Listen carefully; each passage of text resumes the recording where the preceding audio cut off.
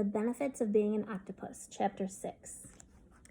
After the school bus drops me off, I zip up my jacket and walk as quick as I can along the shoulder of Route 3.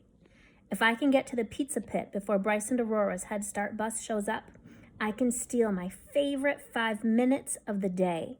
A logging truck whizzes past me and I squint to block the spray of icy slush it kicks up from the road. My mom's lucky to have this job.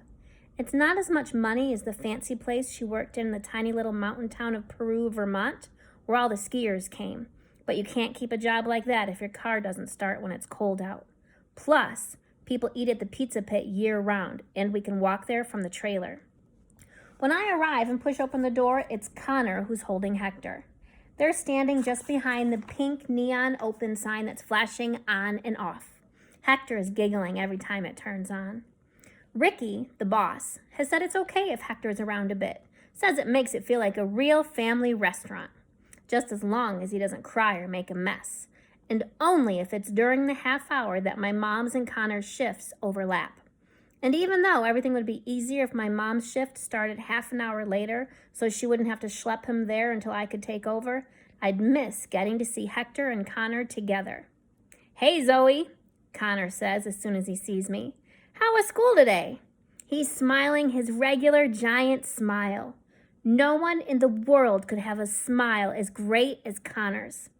"Where's my mom?" I ask, reaching to take Hector from him. "Do you need to take care of that table?"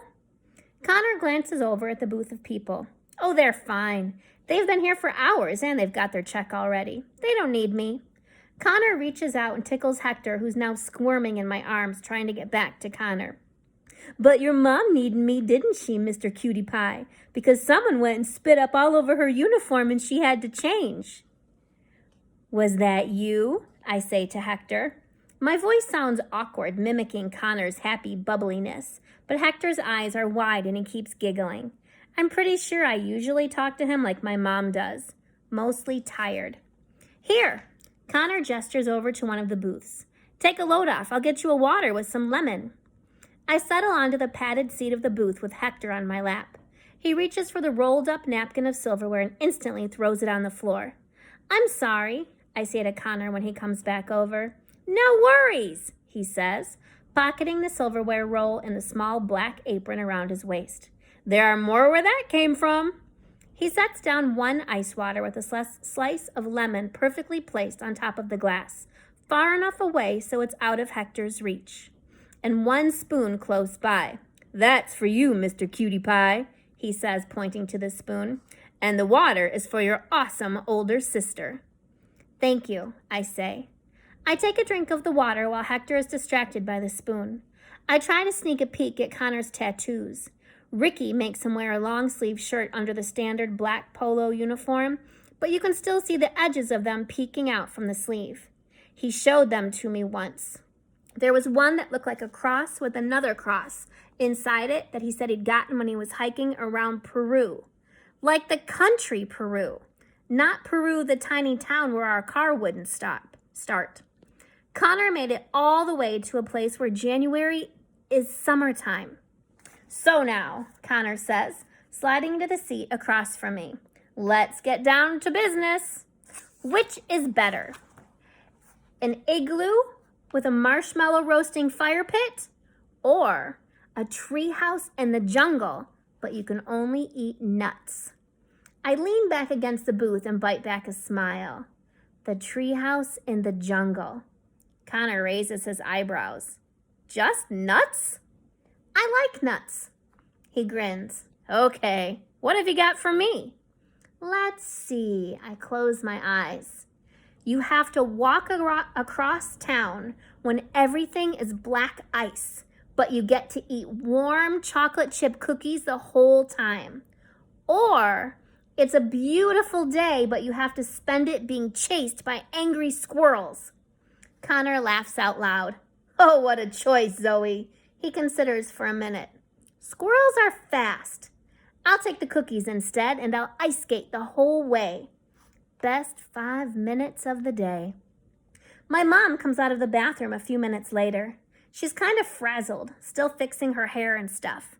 But it's clear she's already switched over to work mode mom.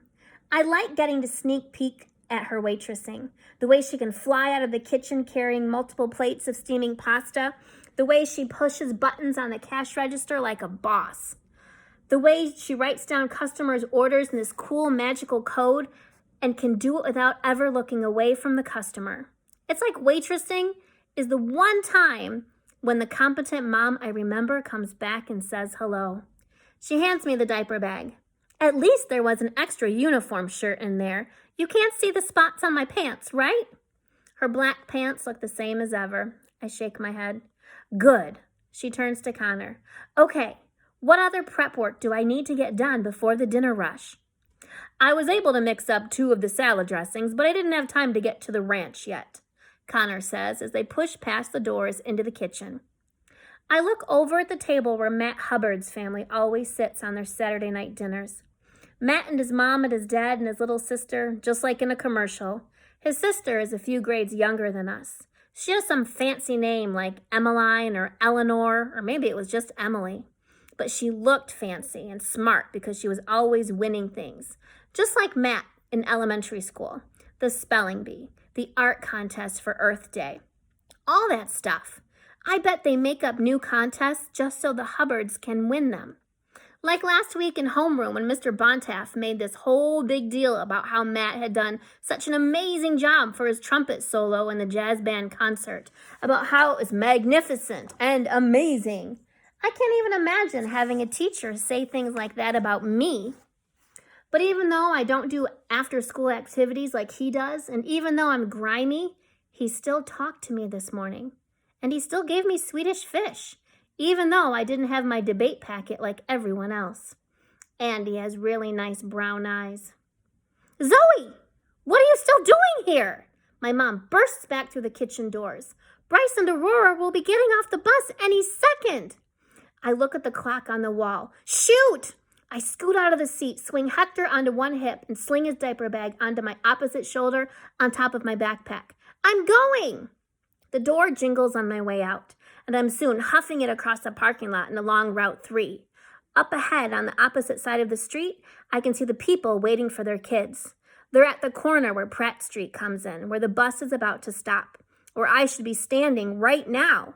I pick up the pace, and Hector giggles as if a horseback ride from a horse that's hyperventilating is the best kind ever. The bus comes around the corner and slows down to a stop. The cars that usually zip down the stretch of road come to a halt as the bus switches to its flashing red lights. I watch as Bryce and Aurora emerge from the bus door in the midst of the other kids, just like they always do, on the opposite side of the street from me. The school bus's flashing lights have stopped. Its stop sign is tucked back in, and traffic starts to move again. The other kids are heading off with their grown-ups down Pratt Street toward the houses in that neighborhood. But Bryce and Aurora are still standing there, looking around. I'm always right there waiting for them. Always. Maybe we don't have dinner at a table every night. Maybe they have to get free lunch tickets and deal with all the same shame I had to deal with when I was first in school. But at the end of the day, I'm always there to pick them up. Bryce! Aurora! I call as I run. I'm right here. But as soon as the words leave my mouth, I regret it, because Aurora yells, Zoe, and starts running toward me, directly across the street, as though all the cars around her are just bubbles that will pop if they touch her.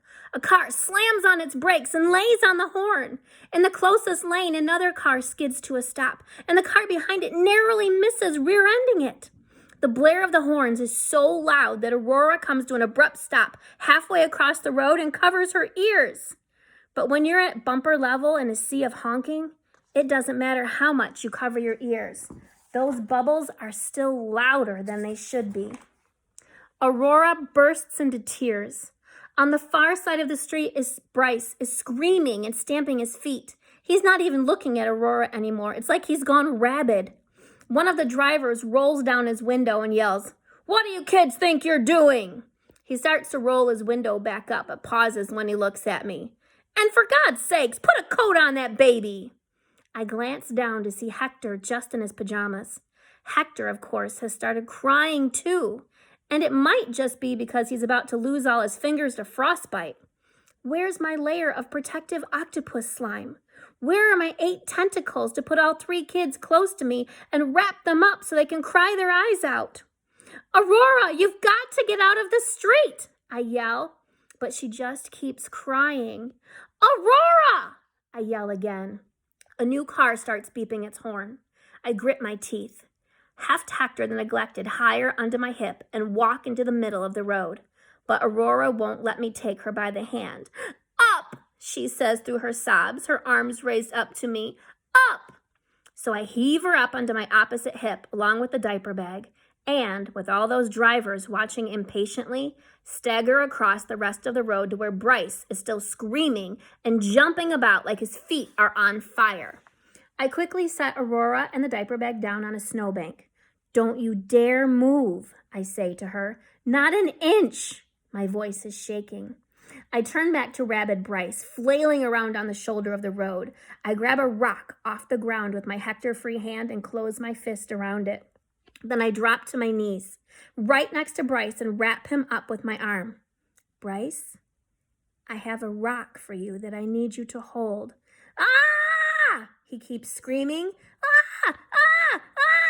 Ah! He keeps trying to squirrel out from under my arm, but I squeeze tighter. Bryce, I say, I have a rock for you that I need you to hold. I glance at Aurora, and she's thankfully still sitting next to the diaper bag. Bryce keeps squirming and keeps screaming, but it's weaker now than it was.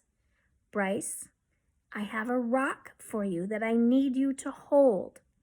Bryce sinks against me. I open my hand so he can see the rock. He takes it in his right hand.